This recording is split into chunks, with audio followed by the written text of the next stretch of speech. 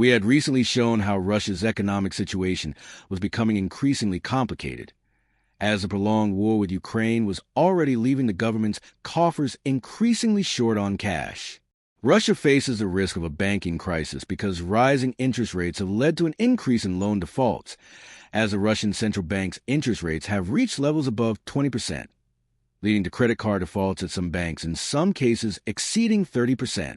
This situation has led the government itself to acknowledge that the likelihood of recession is increasing, and economic growth expectations have been reduced to less than 1% for this year. In addition to the tremendous military expenditures of $149 billion, which correspond to 7.1% of Russia's GDP and 19% of all government spending. The situation has likely become more complicated, as it seems Trump has lost his patience and is no longer trying to defend Putin's position, as he did just a few months ago. We must not forget that, to evade trade sanctions, Russia has managed to continue exporting huge volumes of oil, primarily through a fleet of phantom tankers that carry crude oil to India and China. But the United States and Trump are now aware of how sanctions are being evaded and have decided to take action. The most important is threatening additional tariffs of 25% on India, as one of the main buyers of Russian oil. This decision would lead to tariffs ultimately imposed on India totaling 50%, making it one of the countries, along with Brazil, with the highest tariffs currently. According to the U.S. government, India not only buys large quantities of Russian oil, but also resells large quantities of it, regardless of the fact that these resources are being used to finance a cruel war. There are also reports that the situation may be similar with China, and trade negotiations include preventing the Asian giant from continuing to supply itself with Russian oil. The big problem is that Russia exports approximately 7 million barrels of crude oil and refined products, accounting for nearly 5% of global consumption.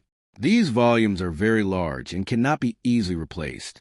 Recent reports show how Trump is already angry about Putin's refusal to stop the fighting, which is why he has decided to issue an ultimatum that expires in the next few days. There's even speculation that Trump could decide to impose additional 100% tariffs on countries that decide to buy oil from Russia. In recent statements to CNBC, Trump stated that Putin could stop killing people if oil prices fell another $10 per barrel, because in his opinion, the Russian economy stinks. These statements may be in line with OPEC's recent decision to increase oil production, as the oil cartel's 8 energy ministers have decided to increase production by 547,000 barrels per day starting in September.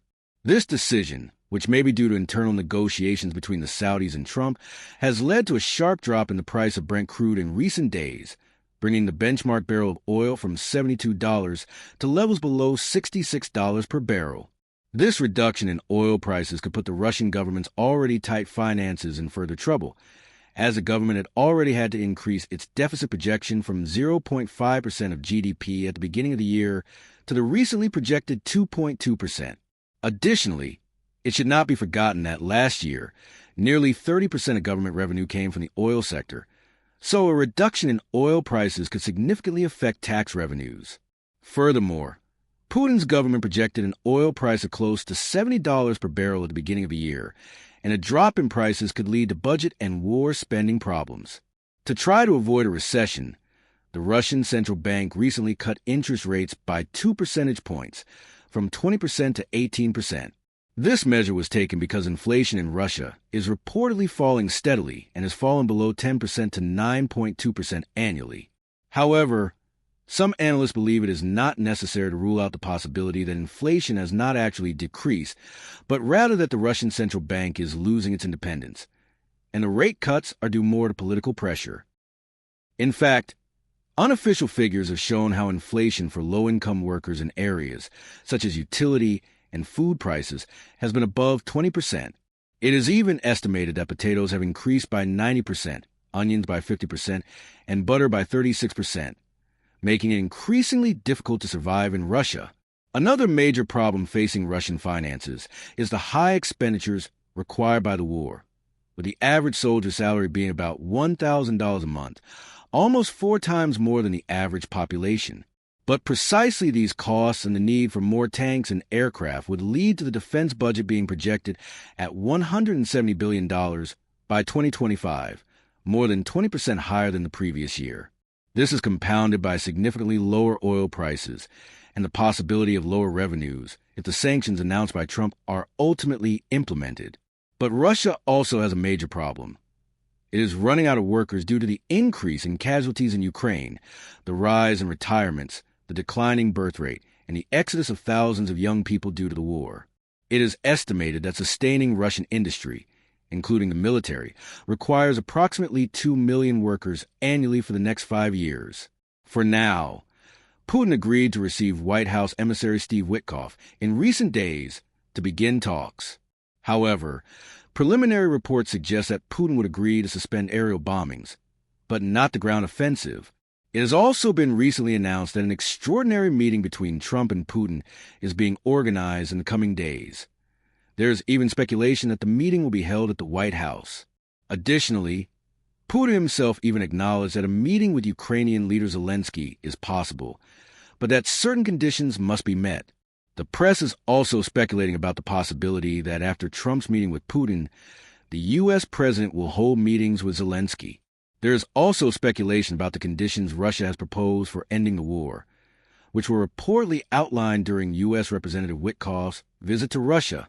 The big question at this point is whether Putin's intention is truly to end the war, or if, on the contrary, he is trying to ease possible sanctions to divert attention and try to prevent Trump, as he has done on other occasions, from ultimately carrying out the initially announced threats.